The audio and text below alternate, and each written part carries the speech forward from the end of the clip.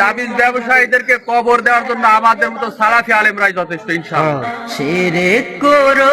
গলায় তাবিজ ঝোলানো শিরক, স্বামী স্ত্রীর মধ্যে ভালোবাসা সৃষ্টি করা যে কোনো কৌশল শিরক। রাসূল সাল্লাল্লাহু আলাইহি সাল্লাম বললেন, গলায় তাবিজ ঝোলানো শিরক। মান তাআল্লাকা তামিমা ফাকাদ আশরাকা। কেউ যদি তাবিজ ঝোলায় তাহলে ও শিরক করলো।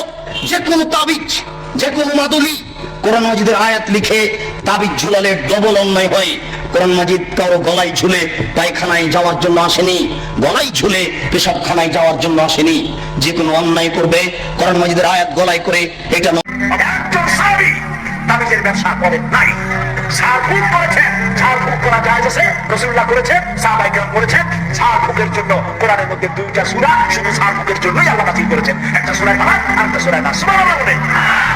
তাবিজ আর তাবিজ, কোরআন শরীফকে তাবিজ দেখে, সেই তাবিজের আবার কায়দা আছে। একজনের স্ত্রী জাদুটোনা দ্বারা আক্রান্ত, আল্লাহ যেন শিফা দান করেন প্রত্যেক মুমিন মুমিনাতকে। সেক্ষেত্রে কোরআনের আয়াত দ্বারা সম্মিলিত তাবিজ ব্যবহার করতে পারবে কি না? তাবিজ ব্যবহার করতে পারবে না, রুকিয়া ঝাড়ফুঁক করবে। কোরআনের আয়াত দ্বারা, হাদিসের দোয়া দ্বারা ঝাড়ফুঁক করবে, রুকিয়া করবে নিজেকে নিজেই।